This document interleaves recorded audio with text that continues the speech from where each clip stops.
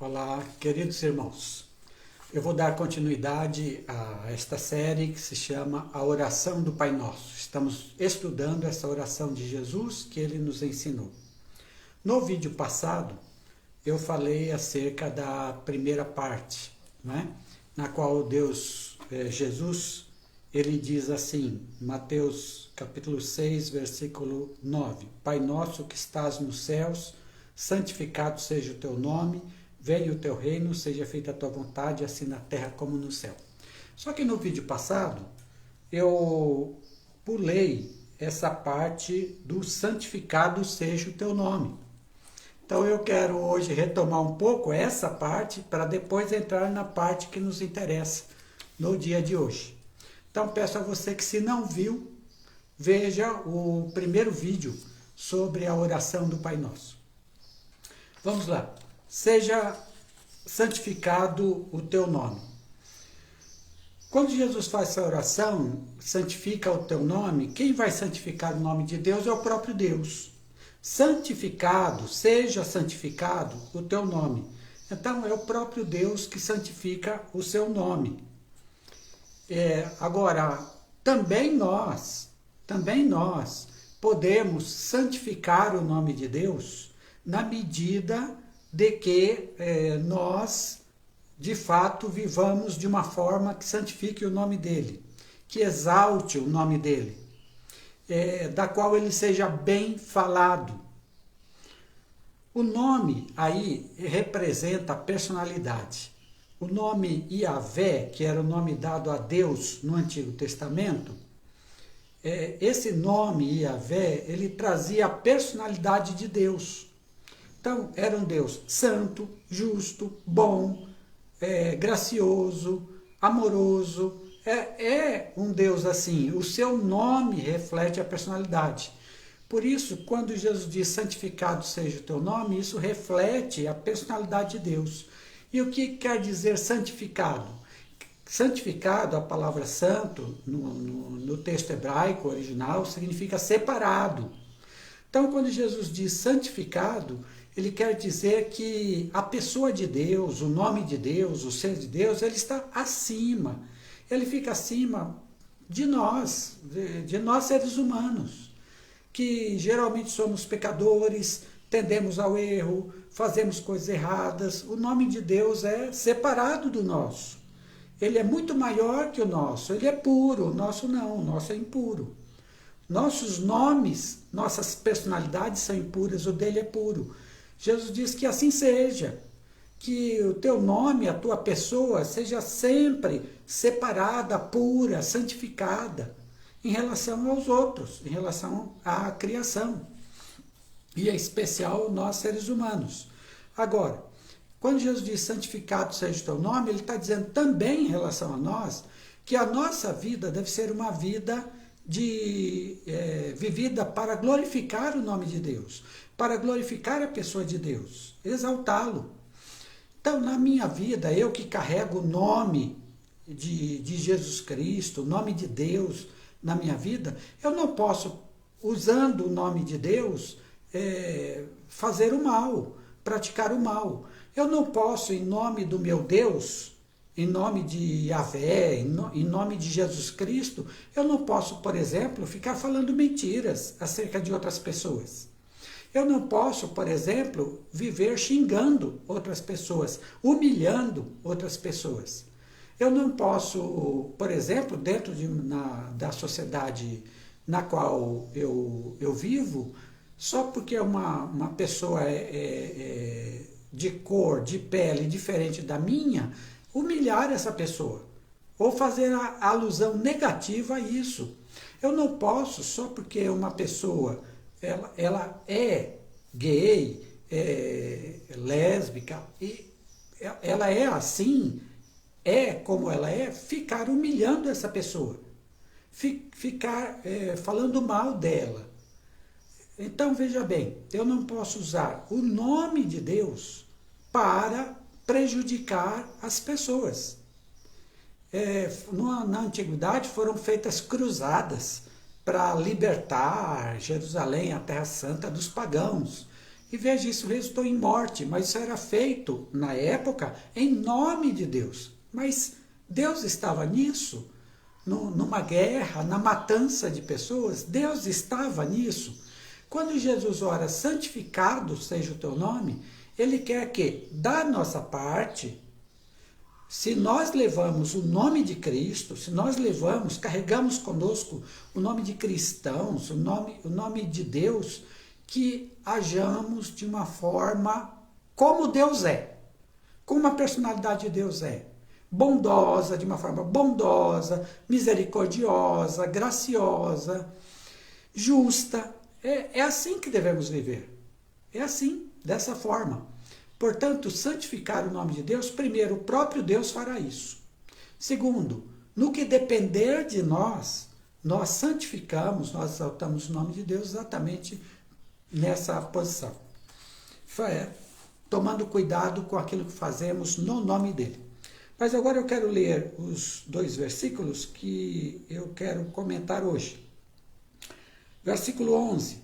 O pão nosso de cada dia nos dá hoje. 12. E perdoa-nos as nossas dívidas, assim como nós também temos perdoado aos nossos devedores. Primeiro, o pão nosso de cada dia nos dá hoje. Isso está na oração. Essa é uma petição em nosso favor.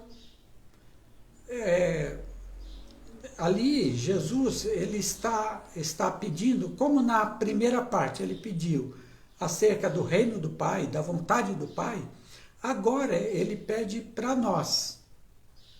Para nós. E o que ele pede para nós é que o pão nosso nos seja dado a cada dia. Primeiro, você viu o que é o nosso pão? Jesus não ensinou a gente a orar. O meu pão me dá hoje. Não foi assim a oração. Foi o nosso pão. O que significa essa petição? Nosso pão nos dá hoje. Primeiro, é o pedido de sustento pela vida. Tá? A vida pessoal, a vida familiar, é o pedido de sustento. A cada dia, que Deus nos sustente, que Deus nos ajude. Se nós cremos em Deus, a nossa fé é de que Ele vai sustentar a nossa vida. Claro, nós vamos agir, nós vamos trabalhar, nós vamos estudar para ter uma vida melhor, nós vamos cuidar bem dos nossos filhos, nós vamos economizar no aspecto financeiro para o dinheiro render para o mês inteiro. Tudo isso nós vamos fazer na nossa consciência, pela força do nosso trabalho. Tudo bem, mas entendemos que através dessas coisas é Deus quem está nos sustentando. É Deus quem nos dá o trabalho que nós temos, ou os vários trabalhos que nós já tivemos. É Deus quem nos dá o alimento a cada dia. É Deus quem nos dá o salário para podermos usá-lo durante o mês. É Deus quem faz tudo. Então, quando Deus nos dá o pão de cada dia, Ele nos dá dentro das circunstâncias de vida e através da nossa ação, através do nosso trabalho. Ele não vai dar fora disso.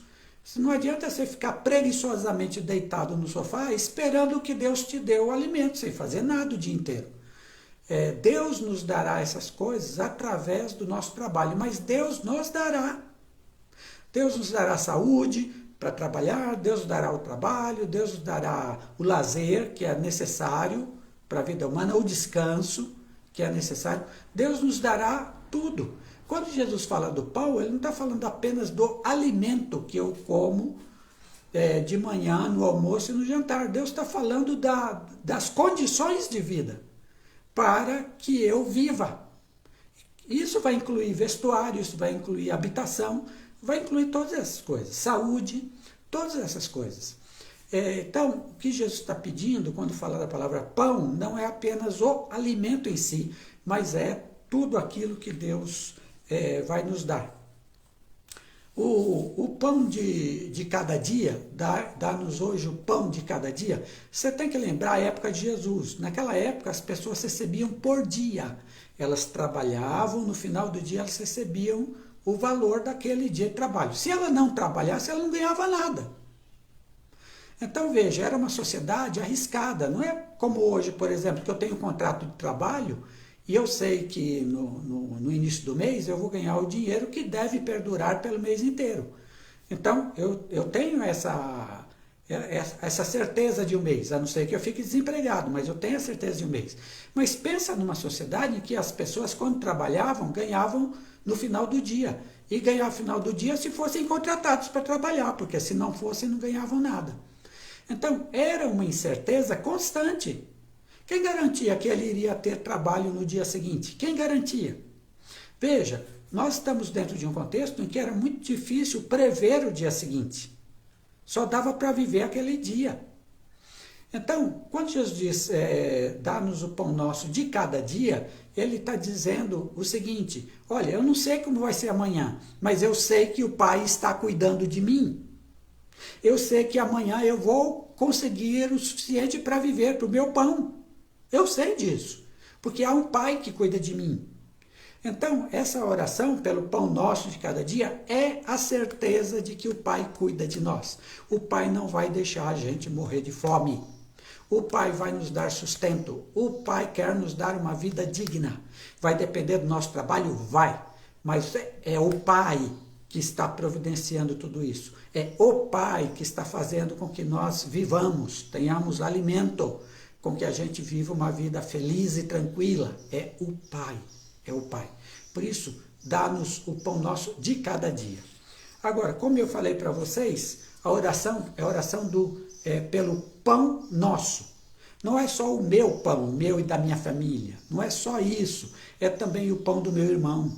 É também o pão do meu próximo. São esses os pães que essa oração comporta. O pão nosso, não é meu, é nosso. Isso significa que o pão que eu ganho de Deus a cada dia deve também ser repartido com aquele que não tem. Então, Deus não me dá o pão apenas para mim e para minha família. Deus me dá o pão para que uma parte dele eu reparta com quem não tem. Porque quando eu faço isso, quando eu reparto o meu pão com quem não tem, então a oração, o pão nosso nos dá hoje, se cumpre na vida dele por minha causa.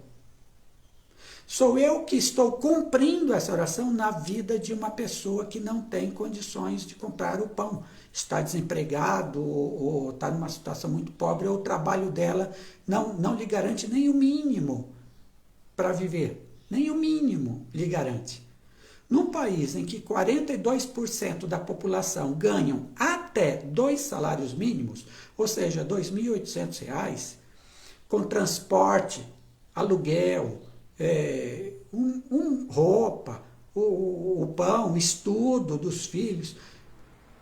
Como é que uma pessoa vai sustentar uma família de 4 pessoas com R$ 2.400, R$ 2.800? Então, e há muita gente que não ganha isso, nem isso ganha. Nem o salário mínimo ganha, vive de bico, na informalidade, tentando ganhar cada dia alguma coisa. Cada dia alguma coisa. Então, quando é o pão nosso, quando eu reparto meu pão com quem não tem, eu estou cumprindo essa oração de Jesus. Lembra, é o pão nosso, não é o meu pão, é o pão nosso. Então, o que Jesus quer dizer com isso? Você será a resposta dessa oração quando você tirar um pouco do que você tem e repartir e dar para quem não tem, para os pobres. Seja você o cumprimento dessa oração do Pai Nosso na parte do pão nosso. Seja você. Então, uma sugestão que eu dou a partir dessa oração. Você recebe um salário, tira uma parte. A que você achar conveniente. Tira uma parte e destina para ajudar as pessoas mais pobres que você. Uma parte, destina. Isso aqui eu vou dar para os outros. Agora você veja quem é que está precisando. Ou dê para uma instituição que realmente cuida dos pobres, de pessoas necessitadas, ou você mesmo dá em forma de cesta básica, em forma de dinheiro, aí é você. Mas você dá, tira uma parte, separa uma parte do seu salário para isso, tá? E você vai ser o cumprimento dessa oração do Pai Nosso, nessa parte do pão nosso, nos dá hoje. E a outra parte é essa do perdoa as nossas dívidas, assim como nós temos perdoado os nossos devedores. Agora Jesus vai falar daqueles pecados que cometemos contra o próximo. Veja, essa parte da oração não são os pecados contra Deus, são os pecados contra o próximo. Perdoa as nossas dívidas, assim como nós temos perdoado as dívidas dos outros em relação a nós. Primeiro, nós somos devedores a Deus. Perdoa as nossas dívidas. Temos uma dívida com Deus. Essa dívida é feita em termos de quê? Em termos dos nossos pecados. Nossos pecados são contra Deus.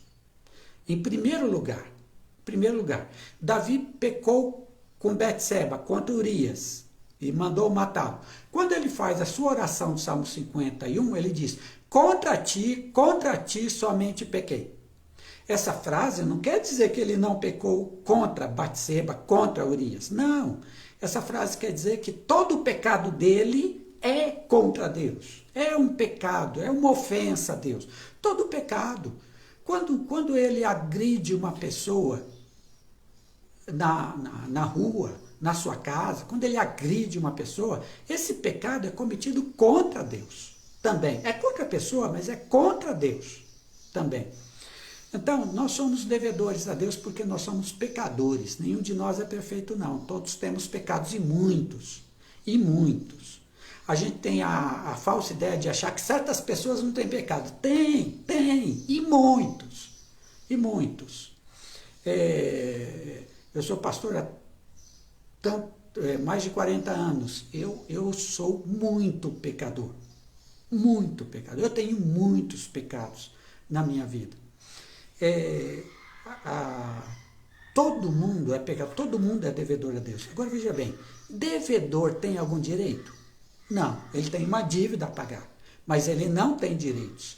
Então, quando Jesus faz essa oração e nos ensina, eu fico pensando em um monte de gente, principalmente evangélico, que acha assim: não, eu sou filho de Deus, eu posso pedir o que eu quero, Deus vai ter que me dar, Deus vai ter que me dar vida boa, isso e aquilo, porque eu sou filho de Deus, eu tenho direito, Deus prometeu.